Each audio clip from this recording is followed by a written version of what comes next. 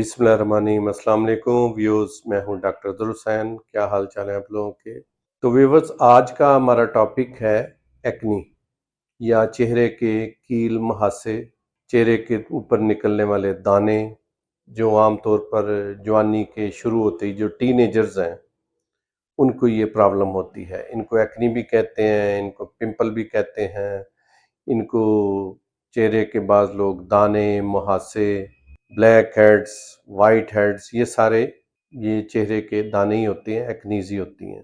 तो ये अमूमन जवानी जब शुरू होती है, तो जब टीनेजर होते हैं लड़का या लड़की, उनके चेहरे पर दाने जो है वो निकलते हैं, क्योंकि उस वक्त हार्मोन्स जो हैं वो तेज़ी से वो बढ़ रहे होते हैं, तो उसकी वजह से ये निकलते हैं। हमारी जिल्द पर, खुसूसन चेहरे पर बहुत से ग्लैंड्स होते हैं, गुदूद होते हैं, जिनको हम सेबेशियस ग्लैंड्स कहते हैं।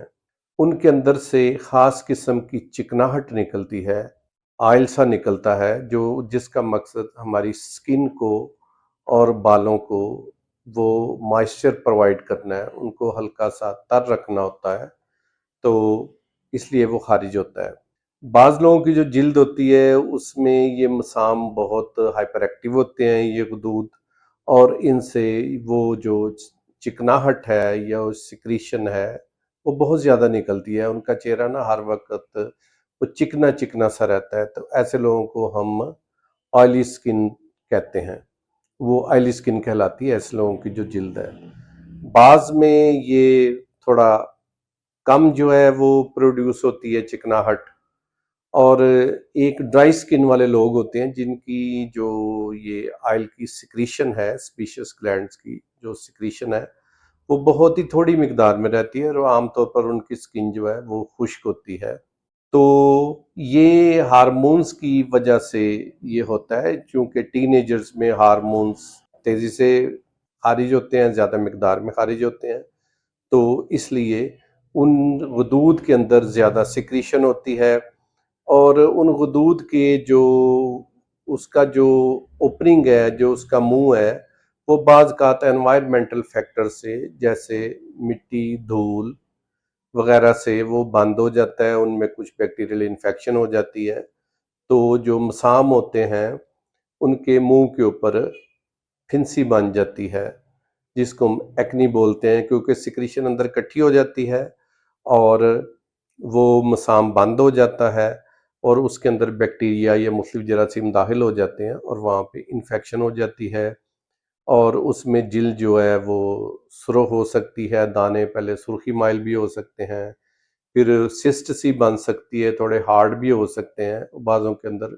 बहुत ज़्यादा पीप भी खारिज हो जाती है, पीप बनती है और फिर वो खारिज भी होती रहती है।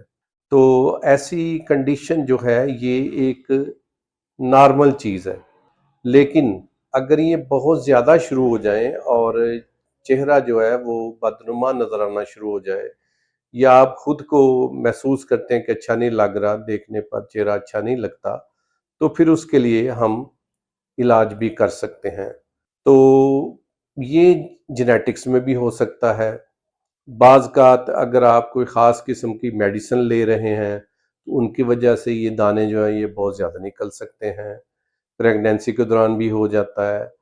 तो इसकी मुख्तलिफ वजूहात है। बाद ऐसी डाइट्स हैं, जो लोग ज़्यादा जंक फूड लेते हैं उनको भी ये मसला हो सकता है। जो फ्राइड फूड ज़्यादा खाते हैं उनको भी हो सकता है। तो अगर इसके लिए जो प्रॉपर डाइट है, ताकि ये दाने वगैरह कम निकलें, स्किन साफ रहे, तो उसमें ताज़ा फलों और सब्जियों का इस्तेमाल, सलाद का इस्तेमाल, ये बहुत ही अच्छा होता है।